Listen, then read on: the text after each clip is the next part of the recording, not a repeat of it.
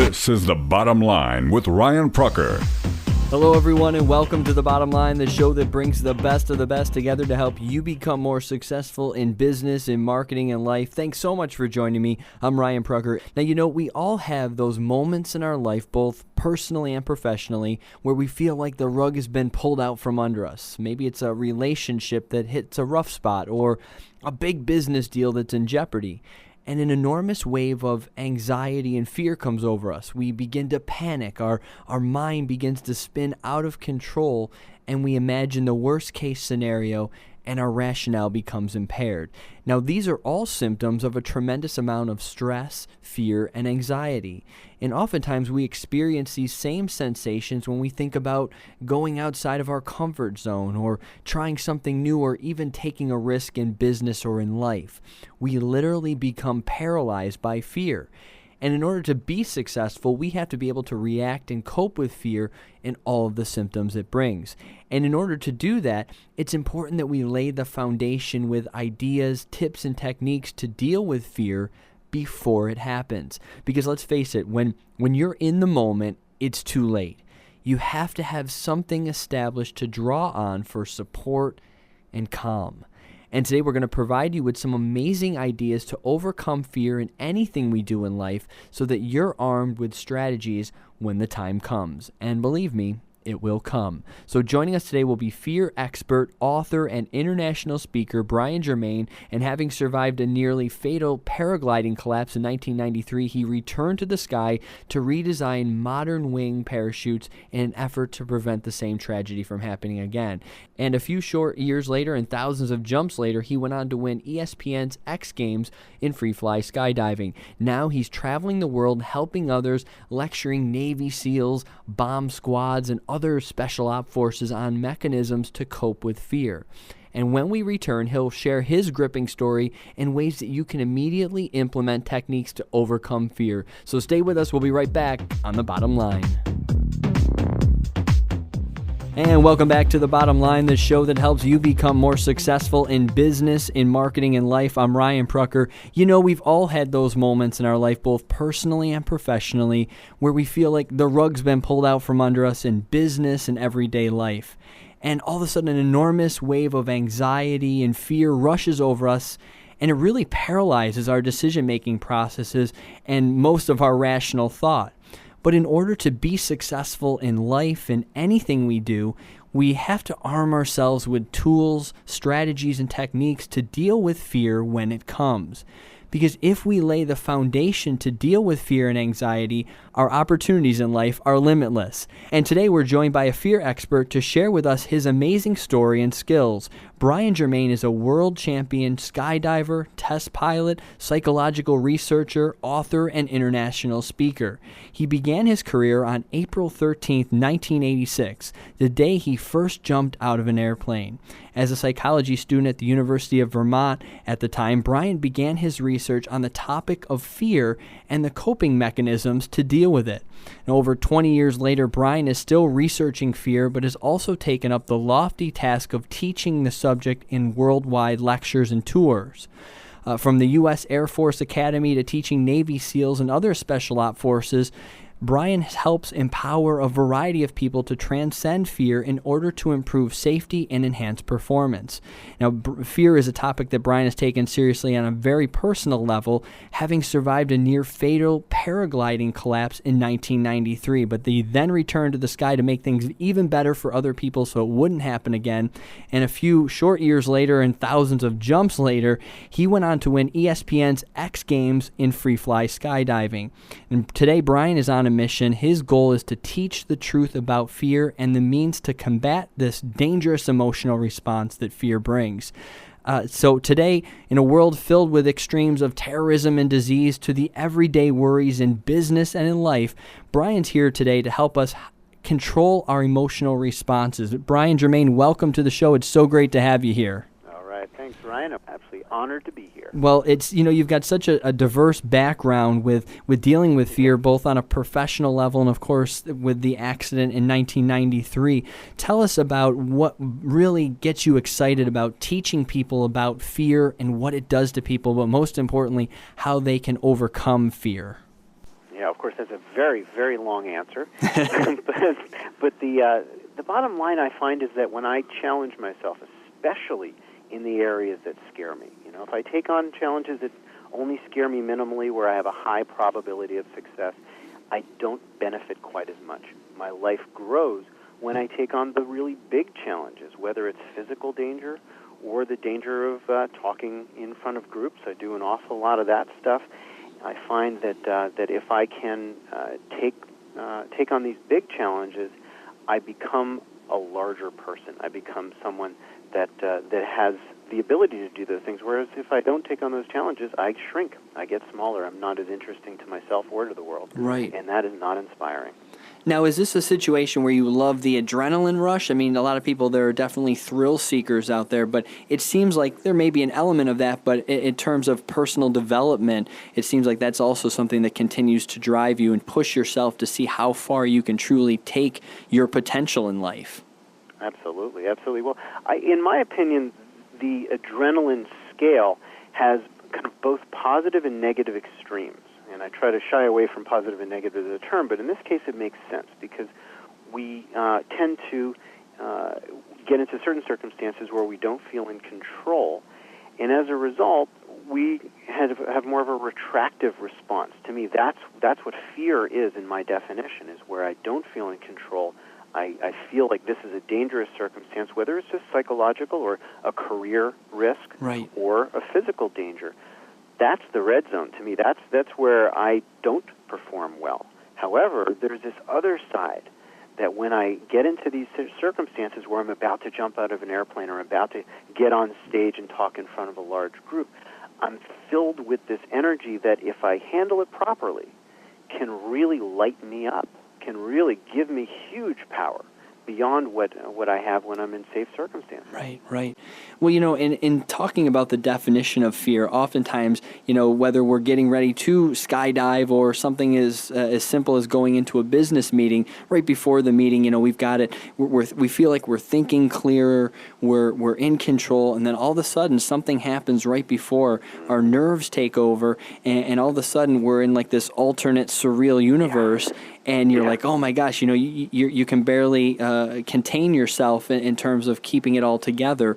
What is fear, and why does that affect us so like that? And how can we begin to even understand it?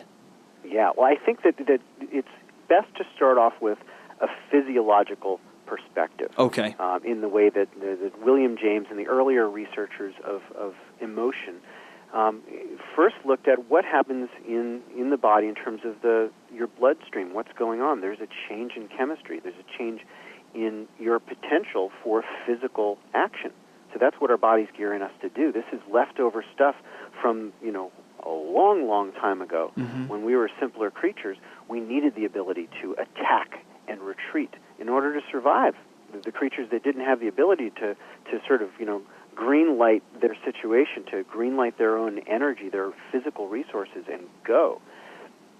They didn't survive, but the thing is that doesn't allow for other possibilities. Once we start into this kind of intense response of attacking or retreating, we call that fight or flight, right? Right. That is all we know. And our resources, so it turns out, that are distributed in our brain become a little less balanced, a little less sort of global, and we don't have the ability to think. All we can do is attack and retreat, and so it turns out there's a third option here that's left over from evolution called freeze. Holding still, hiding from the predator.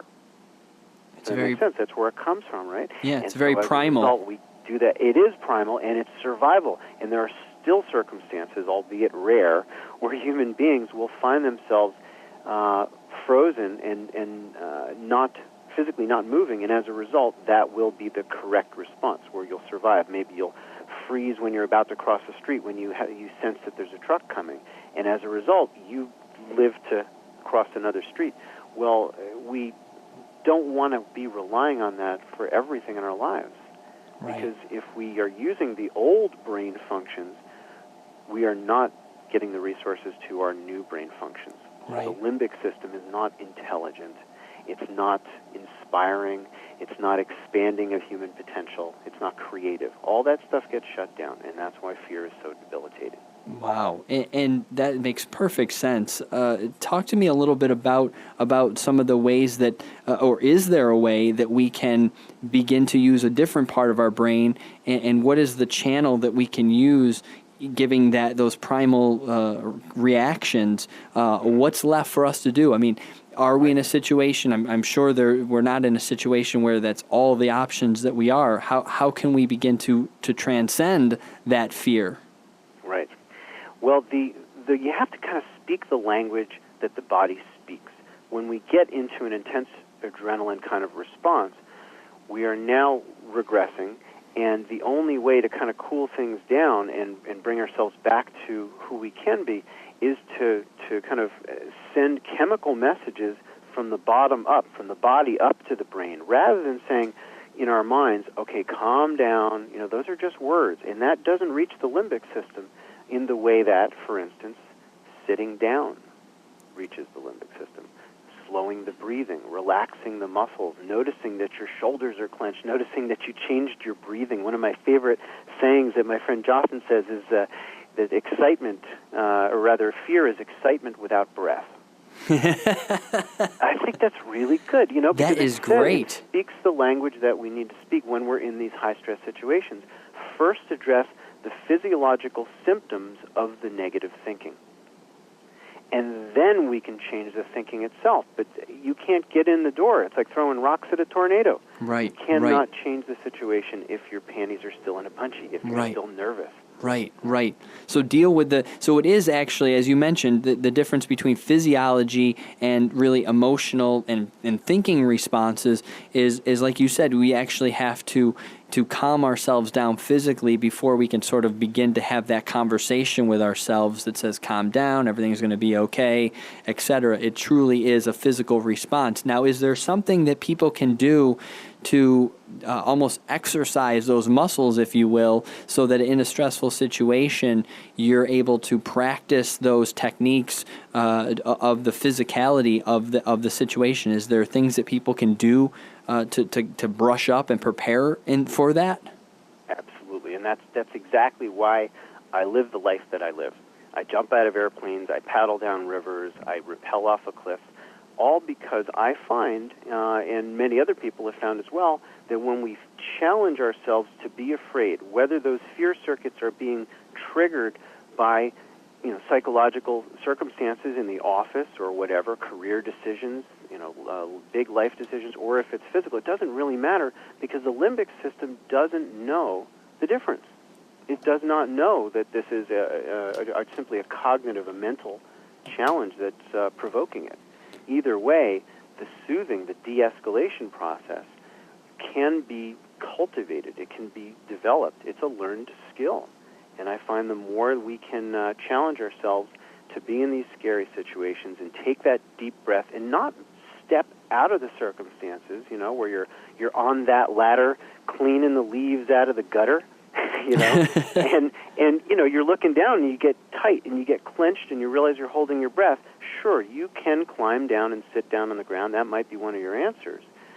But if you can, it's awfully good to stop where you are and not backpedal and relax your muscles and maybe, stare into space a little bit. I find that holding my gaze still for a few seconds is hugely powerful. And from there, I can go back to what I was doing, hopefully, and continue on. Right. It's that skill in the moment where I don't have to pull the plug, so to speak. Right. And then come back to it. That's what we're looking for. It's almost like building an immunity slowly to certain levels where, it's just like it's actually a principle of even experience. The more you live, hopefully the more experiences you have. And when we look back at our life, we may say, oh, geez, I can't believe I used to be uptight about that or worried about that. Now I do it every single day. It's that same kind of, as you said, you decided to live a lifestyle. So to look at every opportunity, and also this is a little bit of, positive thinking, is look at every opportunity as every experience as an opportunity to say, what can I learn from this? Okay, here's a situation. Here's how I'm dealing with this. As you said, practice your breathing. Hold that stare, settle yourself down and say, good, I've got one under my belt, so that the next time and something bigger happens, it's going to be no sweat. It's almost like a lot of times people have instances in their life where a traumatic thing has happened, or even something just challenging that they've really overcome, and they say, wow, how many times we heard this on television, once that happened to me, I felt like I could do anything. And it's pushing ourselves outside those boundaries that I think is what you're talking about. But stay with us, because when we come back, we're going to get into more of the training that you do with Special Op Forces, a bunch of techniques that you use, your book. So stay with us for more with fear expert, author, and international speaker Brian Germain when we return on The Bottom Line.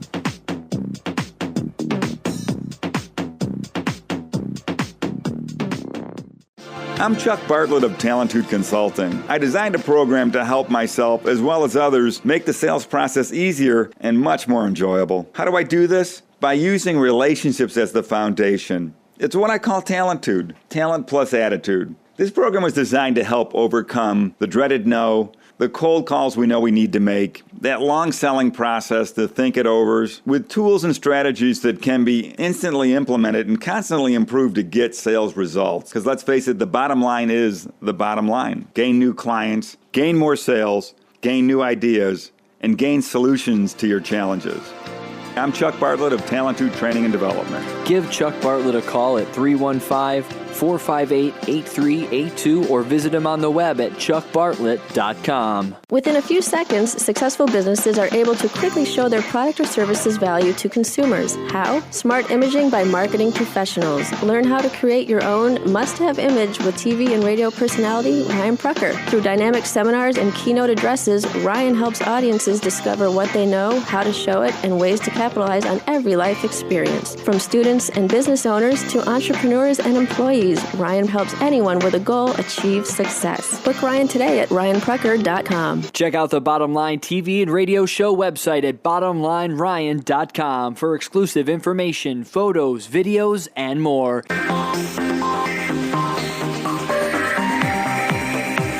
You are listening to The Bottom Line with Ryan Prucker. And welcome back to The Bottom Line. I'm Ryan Prucker. Today we're talking with fear expert, author, and international speaker Brian Germain. He's trained Special Forces, Navy SEALs, and people just like you traveling across the country on how to manage fear, how to cope with fear, and all of the symptoms. We've just been talking about the physiological differences as well as the emotional responses to fear, and how fear really affects us on a physical level, and we have to really address those issues and practice those issues and dealing with it physically before we can emotionally. Brian, welcome back to the show. Thanks, Ryan. Glad to be here. When we talk about the topic of fear, everyone has their own comfort level. Everyone has their own threshold for stress. And what some people deal with on a daily basis in terms of business or life, family issues, that level of stress may be something completely different to someone who may just be a stay-at-home mom or whatever people's scenarios are. Each person is experiencing the same level of stress, but the actual items that they're stressing about can be vastly different. How do you bridge the gap between making these concepts that you talk about in your book, Transcending Fear? How do you make it palatable for everyone?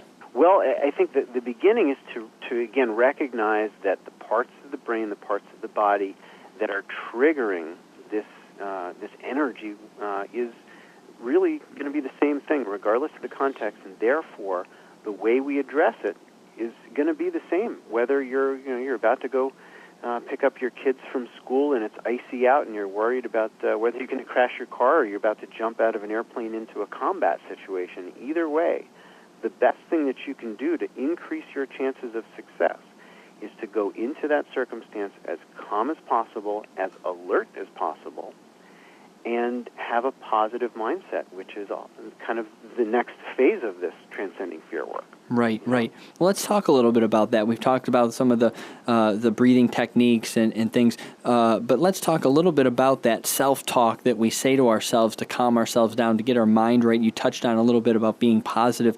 Let's talk a little bit more about that aspect. Yeah. Well, there's ultimately a root to all fear responses. There is a trigger thought that you could call the object of your fear or whatever, the point where you, as soon as you have this cognition, there is an instantaneous chain reaction in the body. Well, if we kind of identify our thoughts that are occurring in our heads as the only thing that's real, then we become slaves to them.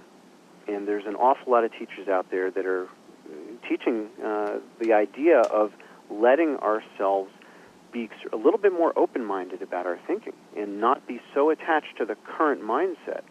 And as a result of that, meditation training, yoga training, that kind of stuff, we can find ourselves much more willing to notice a thought that's making us worried or downright terrified and just kind of give it a thanks for sharing sort of response. Instead of an unconscious, I'm going to carry out this thought, I'm going to follow what this thought suggests in terms of action, contraction, and attacking or running away, all that stuff, I'm going to now have the possibility of letting it go, of reawakening myself to the present situation and considering the possibility, and I think this is probably the most important concept that I can introduce in this transcending fear stuff, consider the possibility that everything's going to be all right.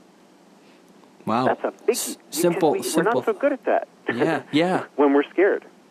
It's a simple thought. We automatically run to worst-case scenarios, preconceived notions of how things are going to happen because maybe you've had a past experience or someone told you, don't ever get yourself in this kind of situation or whatever it might be. And I like what you said. It kind of reminds me, I don't remember the exact quote, but something along the lines of, really life is only a small percentage of what actually happens to you, but it's mostly how you react to it. That is what life is, yeah. whether it's actual reactionary or just anticipating things that could happen to you and spending your whole life worrying about all the possibilities that could happen to you. When you look at it at the end of the day, you go, I did a whole lot of worrying for nothing. I mean, that's something that I think everybody deals, or a lot of people deal with across the board. And I think that some of the things you're talking about is really important for people to take hold of and to actually start applying to their life.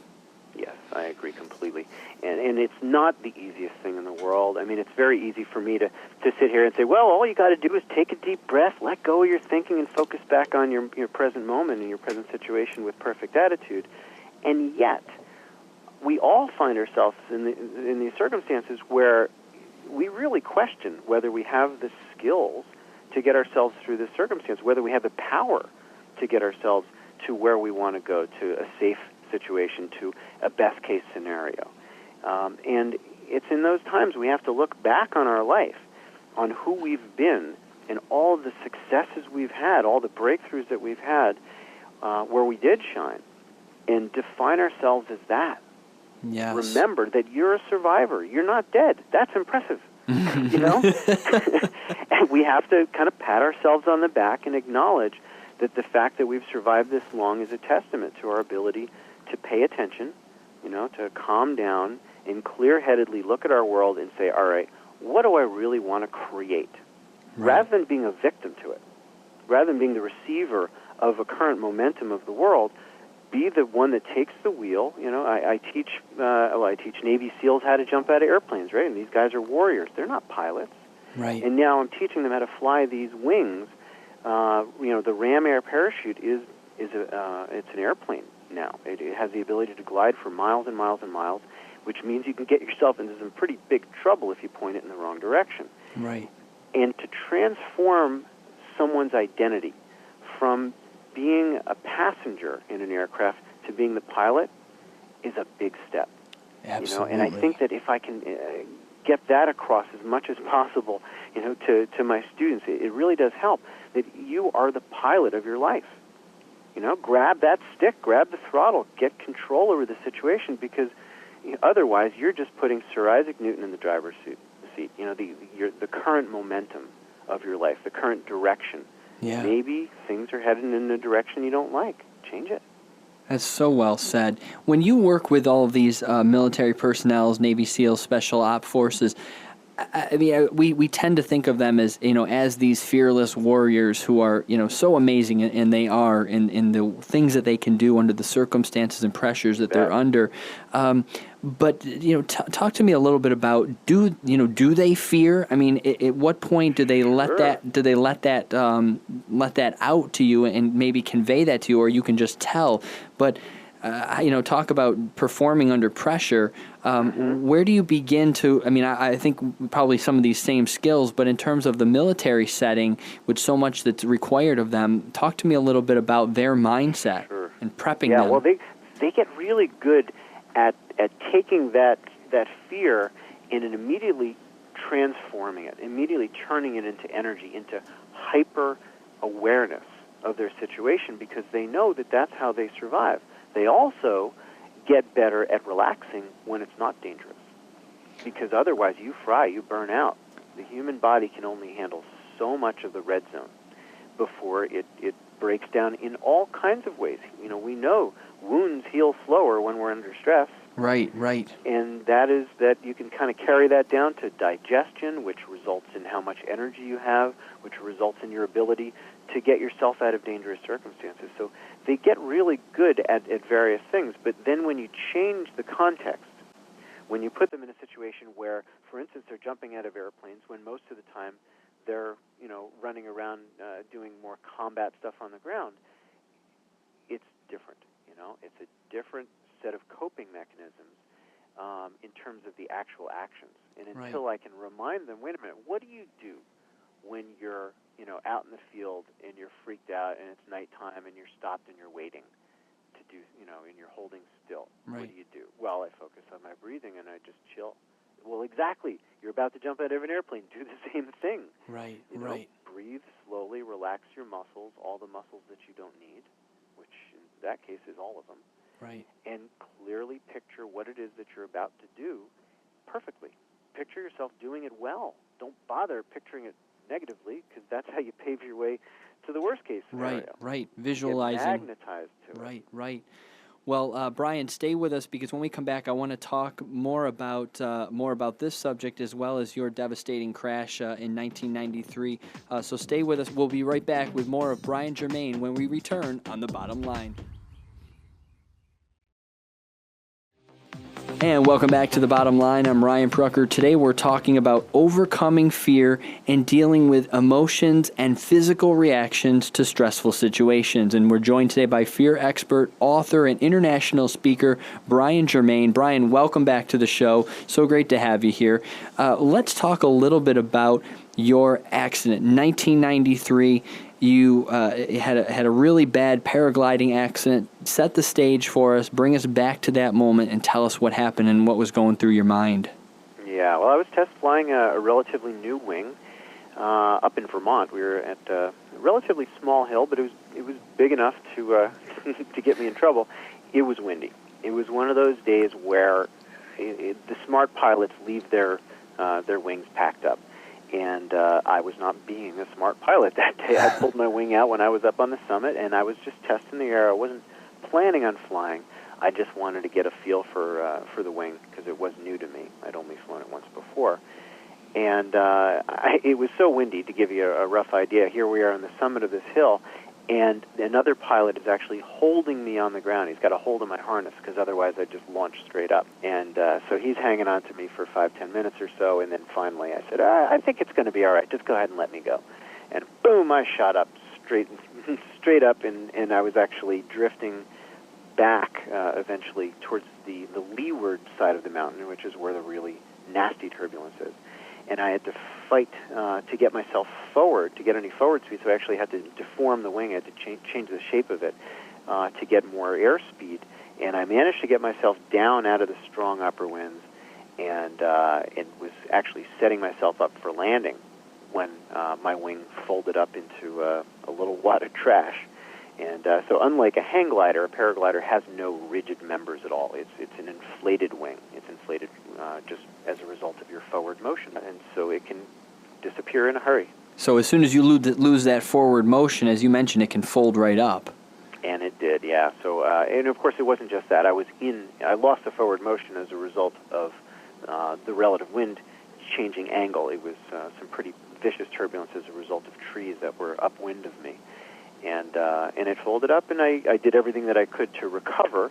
I just didn't have enough altitude to pull out of the dive, and so I hit the ground pretty hard. Spent a lot of time on the ground making some interesting noises, and I really discovered what's on the other side of a good time.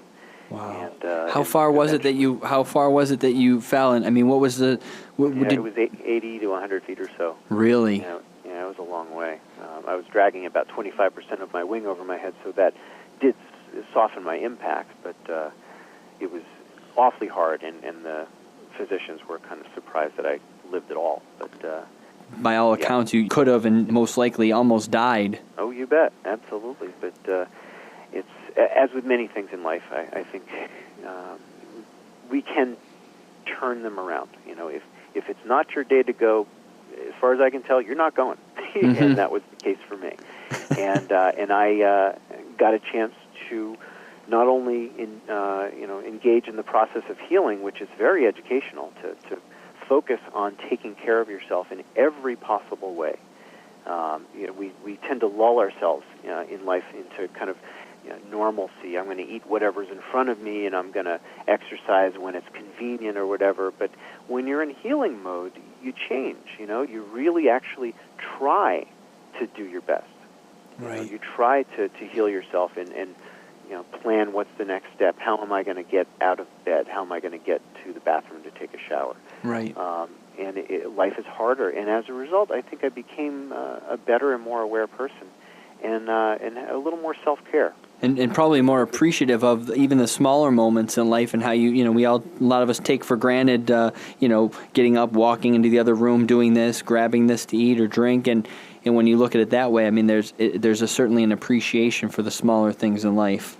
Absolutely, yeah, and I am really thankful that it happened. In truth, would I, if I was to go back in time and stand on top of that mountain, would I do it again? Of course not. I did learn a tremendous amount, and as a result, I ended up going back to school in psychology afterwards for a master's program. I went back to the design table and designed many parachutes, and when I recovered, tested hundreds and hundreds, well, actually thousands of parachutes, with, of course, the goal of preventing this from happening. Right. And so one of my solutions was to make a one-way valve system, and I ended up patenting this invention that allows air into the parachute wing, but doesn't let it out. And that it's a very effective tool. But I'm finding even more effective is an educated pilot that has the skills to handle the turbulence, and more importantly, the judgment to not get themselves into that circumstance in the first place. So that's why I spend so much of my life teaching. I mean, we're flying off to a week in New Zealand, 3 weeks in Australia, then back to Ireland. It's non-stop teaching for me, because the world needs to be protected from further impact. Well, it's such a fascinating topic with multi-dimension application. I want to talk a little bit and give people an idea if they're interested in learning more about you. They can check out. You're the author of the book Vertical Journey, The Parachute and Its Pilot, and of course Transcending Fear. And some of the principles that he's not only got living by himself now, but also imparting to others. It is really remarkable. You've done over 12,000 jumps. In your 23 years as a professional skydiver, what's next for you in terms of getting this message out there and the different applications that there is for your message? Yeah, well, it's anything and everything as far as I'm concerned. If the military calls me up with increasing frequency, to work with, last week was the explosive ordnance disposal unit. So basically, these are the guys that decide whether they can cut the green wire or the blue wire. Yes. Wow. So they really enjoyed the Transcending Fear talk. I bet. I also got to make a lot of jumps with those guys too. That was fun. If a VFW gives me a call and says, "Can you come and give a free talk?" Yeah, absolutely. The answer is yes. That's how I approach all of my life. The answer is always yes, unless I have to reschedule for a different date. Right. Yeah. So, I've been doing all kinds of stuff with. I've been working with dancers, helping them deal with performance anxiety, all the way down to younger kids. My brother is in music. He's a children's. He calls it edutainment, educating kids about music. Fantastic. And that's another piece of the puzzle as well. It's AndyGlockenspiel.com. That's his stage name. And so what he helps kids to deal with the adrenaline associated with singing in front of a group. And I think as a metaphor, that is huge.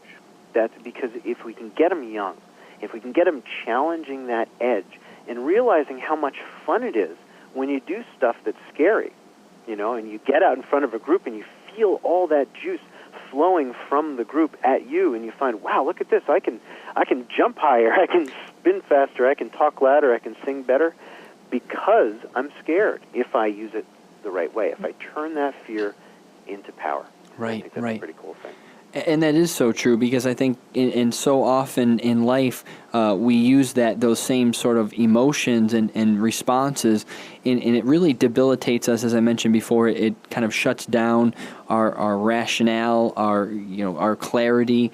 And if we can begin to really take those and set the principles, just learning, hopefully with this show lays a foundation for people to start thinking about it. And as you mentioned, being aware of what fear is, that it's real, but it's also it's a real response, but it doesn't necessarily have to be accepted as such, and to begin to lay that foundation, first.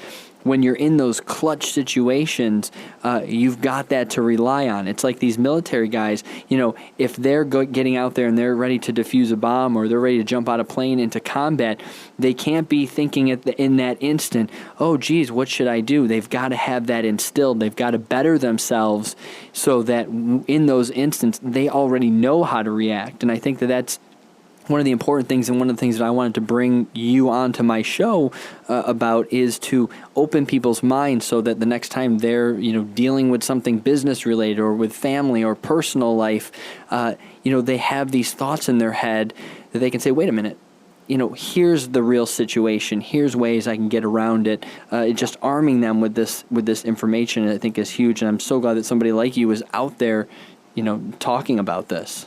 Yeah, well, I love doing it. It's, I guess it's my calling. Yeah, absolutely. I'm okay with it. I'll wear it.